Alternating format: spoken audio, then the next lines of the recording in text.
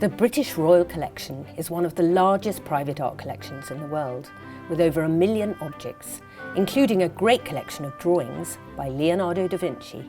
To mark the 500th anniversary of his death, these drawings are being shown at the Queen's Gallery here at Buckingham Palace.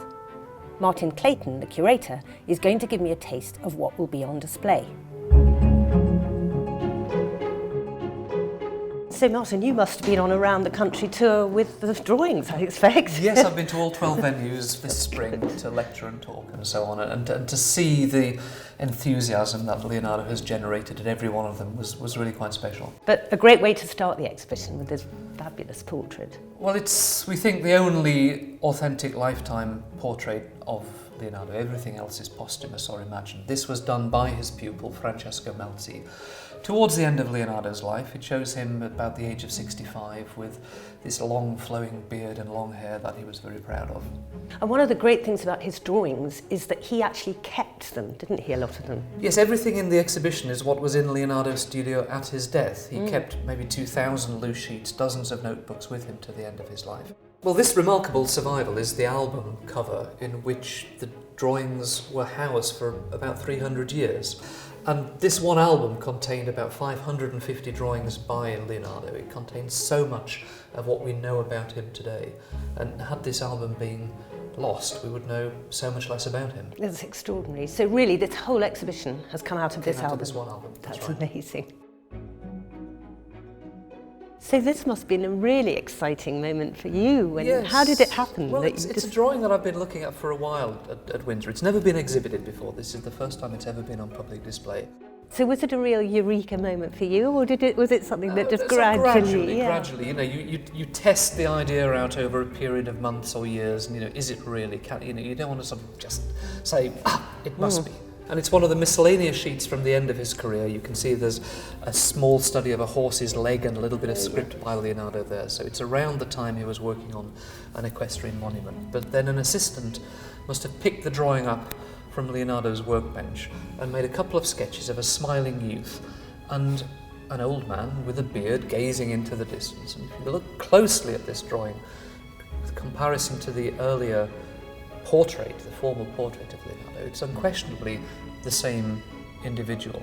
So this is the only other lifetime likeness of Leonardo. It's not a formal portrait, it's just caught in a moment. So rather wonderful that this little portrait by a pupil is on the same sheet as a drawing by Leonardo. Well, That's it does reinforce how central drawing was to Leonardo's work in all its aspects, and it's the relic that we have of him. Yeah.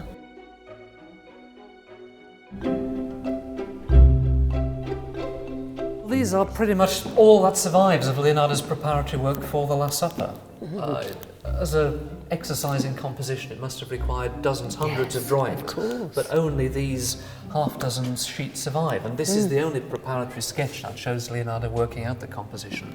It's on a sheet of geometrical studies. He's showing how to construct an octagon in a circle, and then in the margins almost, he sketches one of the great compositions of world art. And this is all that we know about Leonardo's process of developing this composition.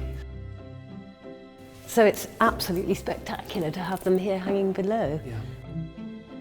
So if you have a favourite, difficult question, what would it be? If I had to choose, I think it would be this drawing of the internal organs of a woman, which Leonardo did when he was about 55 years old. It's a drawing that encapsulates the restlessness of Leonardo's mind. And to really bring us close to Leonardo, if you look closely in the left margin there, you can see the impression of his inky thumbprint. And it's interesting, you mentioned the famous mirror writing. Well, he was left-handed, and it was simply easier for him to write in mirror image, starting at the right, working to the left, so that he was pulling the quill pen rather than pushing it against the nap of the paper, and so that he wasn't smudging the ink. When it was necessary for somebody else to read, he was perfectly capable of writing in the conventional direction, but these are his private notes. Right. Which is fascinating. So you couldn't get much closer to Leonardo than with a sheet like this, could you? If only one drawing of the whole of Leonardo survived, I'd choose for it to be this one.